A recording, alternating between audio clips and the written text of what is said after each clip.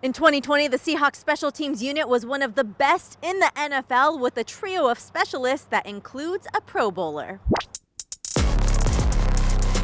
What's going on? Jackie Montgomery with your Seahawks Daily. Last year, Seattle special teams played lights out. So good, in fact, 2 players were selected to the Pro Bowl in Nick Bellore and long snapper Tyler Ott. You also can't forget about kicker Jason Myers, who made every single one of his field goals, and punter Michael Dixon, who led the league in punts downed inside the 20. So it's no surprise, as a whole, this unit ranked near the top. Now their goal is to build off that success. We really just need to continue what was happening last year. In a lot of ways, we kind of just lined up and said, we're going to do this, and we want you to try and stop us. We got a lot of good guys coming back for us in our special teams core.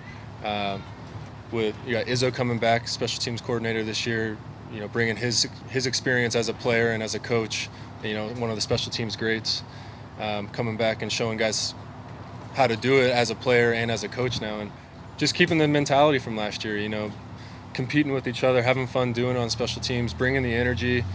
We always talk about that. It doesn't have to be pretty as long as you're giving 100% effort and our guys are going down there and just flying around and making plays.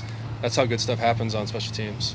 Going into the 2021 season, the competition is on to see who will return punts and kickoffs. And luckily, special teams coordinator Larry Izzo has plenty of options to choose from. It's a crowded room. We got a lot of options back there that we're going to, take a look at in these preseason games. That's the one thing about last year. You didn't have the preseason to check these things out. And so we got a bunch of guys back there that have all been working really hard. It'll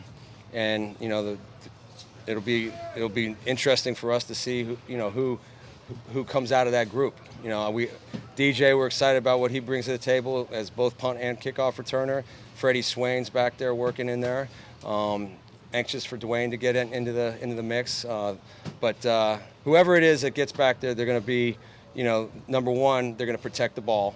All right, that's the number one job. And then number 2, they're going to be explosive. So I'm anxious to see, who comes through these preseason games and who kind of separates themselves from the pack. With several options to choose from, the coaches have a lot to evaluate. Thankfully, they will have lots of opportunities with preseason games finally back following the 2020 COVID year that saw preseason games canceled.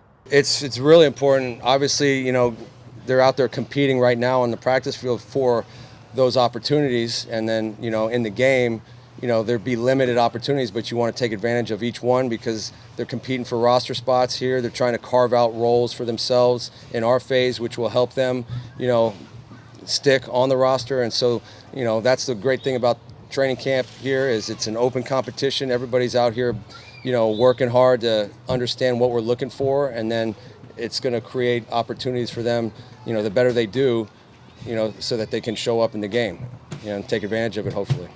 Not only does the coaching staff rely heavily on preseason game footage to evaluate the players, but they also rely heavily on mock game footage. Speaking of which, the team's first mock game of training camp is happening this Sunday at Lumen Field, and fans are invited to come. You can register to attend the game at Seahawks.com/trainingcamp, or you can just head over to Lumen Field and register right there on the spot. Kickoff is set for 1:30 this Sunday. We hope to see you there.